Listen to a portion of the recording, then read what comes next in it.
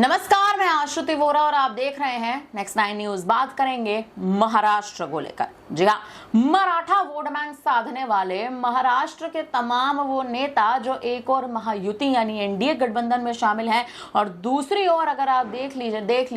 लें तो एमवीए में शामिल है यानी कि इंडिया गठबंधन में शामिल है। सवाल अब इस बात पर उठ रहे हैं कि महाराष्ट्र में विधानसभा चुनाव होने जा रहे हैं, लेकिन विधानसभा चुनाव से पहले महाराष्ट्र की राजनीति बदल सकती है। महायुति यानी एनडीए, एमवीए यानी इंडिया गठबंधन, इन दोनों में ही सेंधमारी करने के तमाम प्रयास तमाम पार्टियां करती नजर आ रही हैं। महाराष्ट्र के मौजूदा मुख्यमंत्री एकनाथ शिंदे हैं, डिप्टी सीएम की बात कर ली जाए तो देवेंद्र फडणवीस हैं, लेकिन दूसरी ओर अगर देख लिया जाए यानी एमवीए में देख लिया जाए तो कहीं ना कहीं उद्धव ठाकरे जो हैं, जो मराठाओं का वोट बैंक अपने साथ लेकर आते हैं, उनके और राहुल गांधी के संबंधों में अब खटास देखने को मिल रही है।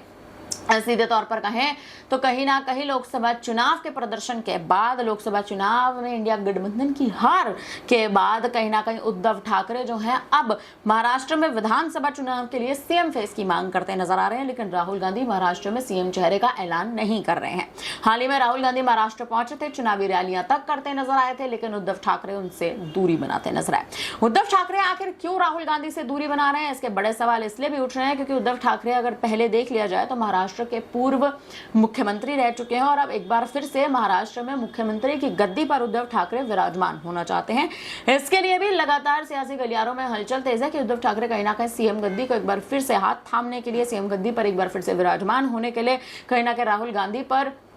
राजनीतिक तौर पर दबाव बनाने का प्रयास कर रहे हैं कि इंडिया गठबंधन जो है वो सीएम फेस का ऐलान करे। दूसरी ओर एनडीए गठबंधन की बात कर ली जाए तो कहीं ना कहीं शरद पवार और अजीत पवार जो है एक बार फिर से एकजुट पार्टी बना सकते हैं, यानी अजीत पवार जो इस वक्त एनडीए गठबंधन में शामिल हैं वो शरद पवार के साथ एक बार फिर से एनसीपी में शामिल हो सकते हैं, क्योंकि एनसीपी के भी दो भाग बंटते नजर आए हैं। एक भाग शरद पवार का है तो दूसरा भाग अजीत पवार का है। हालांकि जिस हिसाब से गुटबाजी इस वक्त महाराष्ट्र में तमाम पार्टियों में देखने को मिल रही है, दोनों गठबंधनों में देखने को मिल रही है, आने वाले समय में महाराष्ट्र की स्थिति बदल भी सकती है, क्योंकि एनडीए सत्ता पर बैठी है, मराठा वोट बैंक साधने का प्रयास हो रहा है, लेकिन उद्धव ठाकरे दूसरी जो इंडिया गठबंधन एमवीए में है, मराठा वोट बैंक साधने में कामयाब साबित होते हैं।